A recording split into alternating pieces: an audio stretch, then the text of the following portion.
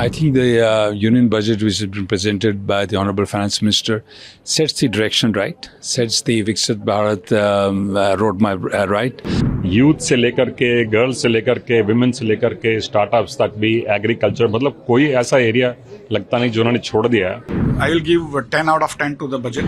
वित्त मंत्री ने जो अभी बजट अनाउंसमेंट की है उसमें एक बहुत वाइड रेंजिंग उन्होंने एरिया कवर किया है। यूथ से लेकर के, गर्ल्स से लेकर के, विमेन से लेकर के, स्टार्टअप्स तक भी, एग्रीकल्चर, मतलब कोई ऐसा एरिया लगता नहीं जो उन्होंने छोड़ दिया है। उन्होंने कई एरियाज में स्पेशल फोकस नया दिया है, जैसे मल्टीनेशनल्स को स्पेशल फोकस दिया है, ईस्टर्न एरिया के डेवलपमेंट को स्पेशल फोकस दिया है, स्टार्टअप्स को और एनकरेज करने के लिए स्पेशल फोकस दिया है, और जो एम्प्लॉयमेंट जनरेशन और एम्प्लॉयमेंट एनकरेजमेंट के जो प्रोग्राम हैं वो बहुत एनकरेजिंग फीचर्स हैं। वो ज़रूरी भी थे इस समय, क्योंकि जो सबसे बड़ी हमारी जो दिक्कत इस समय लगती है वो जो फीलिंग ऑफ जॉबलेसनेस है उसको एड्रेस करने के लिए जो उन्होंने किया ये सोसाइटी के लिए और कंट्री के लिए अच्छा रहेगा। कॉर्पोरेट टैक्स और पर्सनल इनकम टैक्स पे जो उन्होंने कॉर्पोरेट टैक्स में उन्होंने कोई खास फर्क नहीं किया, वो मल्टीनेशनल के ऊपर किया है जो मेनली है। जो पर्सनल इनकम टैक्स है वो अच्छा है, लोअर इनकम के उन्होंने टैक्स कम कर दिया है। सो ओवरऑल उन्होंने अपनी तरफ से 17,000 करोड़ का बेनिफिट दिया है थ्रू टैक्सेस। सो एनकरेजिंग ओवरऑल सिस्टम। और जो उन्होंने नॉन फाइनेंशियल एसेट्स पे टैक्स किया कम और शॉर्ट टर्म कैपिटल गेन जो किया है 20 से 12%, very welcome. So I think there were a few issues which came out very strongly and clearly in the budget. Number one, as we had seen the economic survey, the participation from all around in the economy, which is required, the partnership which was talked in the economy was very well reflected into the budget. So while we will see a focus on capex to an extent, we had asked for 25%. That was not to be, but that doesn't matter because we have seen huge focus on areas like, say, for instance, the rural economy. So that's a very important area that one can see, which will generate a lot more, not only elevate poverty or rural economy, but would also get into a lot of non-agricultural rural jobs because there was a lot of talk about MSMEs and the rural business enterprises. That's one segment. Second is the employment generation focus. The focus through ELI, that was a big area of announcements today, as one sees, and that was something which we have been talking about for quite some time, and it's great to see that in the budget. The third piece is the focus on the mid-size and the small companies and their participation.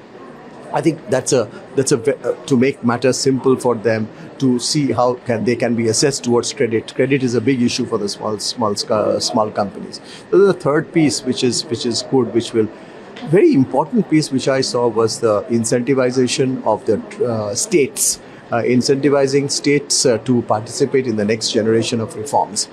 So linking that incentives to how much they reform is a great move ahead. You're wrong. And of course, one must also talk about the way taxation has been dealt with. So there is a lot of incentive towards moving towards a new tax regime, and also money in the hands of the people, especially the middle class and below. I think that is something which has been done very, very prudently. So on the whole, we see this budget to be focused on how do we get greater economic participation, participation from all sections of the country into the economy and well-being for everyone. And very importantly, it is kept to the path of fiscal prudence, while even looking at how the government spends are there in the right directions. I think the union budget which has been presented by the Honorable Finance Minister sets the direction right, sets the Viksit Bharat roadmap right. She spoke about job creation, she spoke about women empowerment and MSME and SMEs creation, and also spoke about agriculture. I think India's growth trajectory has to be maintained. Manufacturing and agriculture have to play a key role. So I think that's a good setup that has been created. Also, she spoke about the ease of doing business, especially litigation with the tax and other authorities like TDS, which have been decriminalized to a point. So I think an overall it's a good budget. It's a growth budget. She's also removed the angel tax, which means the startups which have been demanding will benefit from that. Mm-hmm. How do you see the incentives for manufacturing and the skilling sector? I think both government has been very on manufacturing. The PLI schemes that have been already put in place, this will also give a boost to that.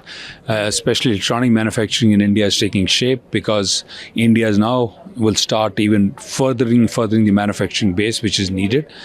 So I think it's moving in the right direction. Skill and reskilling is an extremely important job of the government and private sector to combine for the new generation and the Yuva Shakti to be brought into the mainstream. Mm-hmm. So the union government, the union finance minister hiked capital gain tax. How do you react to this? I think there are some concessions in the tax which has been given. Government also has to raise the taxation from the other sources. So I think, some give and take has to take place in the budget. I will give 10 out of 10 to the budget because in a way, it is a very focused budget for employment generation and still keeping the fiscal consolidation intact as well as ensuring that the focus on infrastructure continues. There have been, of course, demands from various states like Bihar, and they have also been given adequate funding. But overall, job creation has been the framework with fiscal consolidation of having a fiscal deficit of 4.9%, and for the next financial year, it's going to be 4.5%. So broadly speaking, without tinkering with tax proposals, in a way, the government and the Honorable Finance Minister has been able to achieve a lot on job creation and employment generation, which has been a bugbear over last full year, including being a election agenda. And that's where they have also this time included private sector in creating a training and internship for our top 500 companies. Will also be providing 10 million youth or 1 crore youth new jobs, which is a phenomenal achievement in getting the private sector to do it. But also the other side, they've agreed to give some incentives for like a first salary over 3